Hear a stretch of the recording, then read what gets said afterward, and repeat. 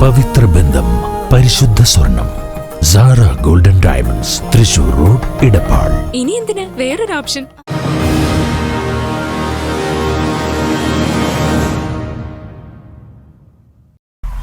പട്ടാമ്പി നഗരസഭയിൽ LDF സ്ഥാനാർത്ഥികളുടെ സംയുക്ത പര്യടനം. വിവിധ ഡിവിഷനുകളിലൂടെയായിരുന്നു സ്ഥാനാർത്ഥികളുടെ പര്യടനം സംഘടിപ്പിച്ചത്.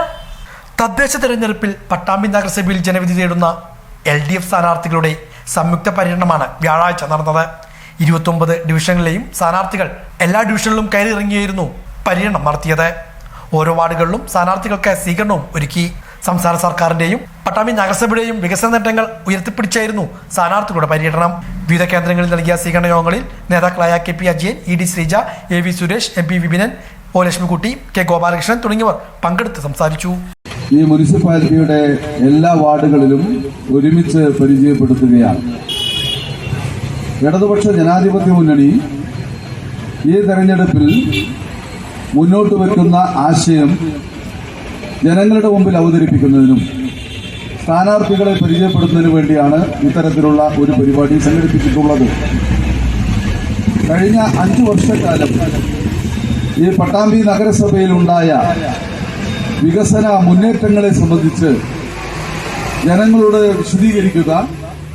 കേരളത്തിൽ ഇടതുപക്ഷ ജനാധിപത്യ മുന്നണിയുടെ ഗവൺമെന്റ് കഴിഞ്ഞ 5 വർഷക്കാലം, കഴിഞ്ഞ 9.5 വർഷക്കാലം ഈ ഗവൺമെന്റ് ജനപക്ഷ വികസന നയങ്ങൾ നടപ്പാക്കും. ആ നടപ്പാക്കിയ നയങ്ങൾ നമ്മുടെ നാട്ടിലെ മഹാഭൂരിഭാഗം വരുന്ന ജനങ്ങളെ, ആ ജനങ്ങളുടെ താല്പര്യങ്ങൾ സംരക്ഷിക്കുന്നതിന്, അവർക്ക് അവരുടെ ജീവിത മെച്ചപ്പെടുന്നതിന് മികച്ച വിദ്യാഭ്യാസം, മികച്ച തൊഴിലവസരങ്ങൾ, മികച്ച ചികിത്സാ സൗകര്യങ്ങൾ, അങ്ങനെ സമൂഹത്തിന്റെ എല്ലാ മേഖലയിലും, കാർഷിക മേഖലയിൽ, വ്യാവസായിക മേഖലയിൽ എല്ലാം കേരളം അഭിവൃദ്ധി പ്രാപിച്ചുകൊണ്ടിരിക്കുകയാണ്. ഈ കേരളമാകെ ഒരു ശുചിത്വ കേരളമായി മാറുകയാണ്.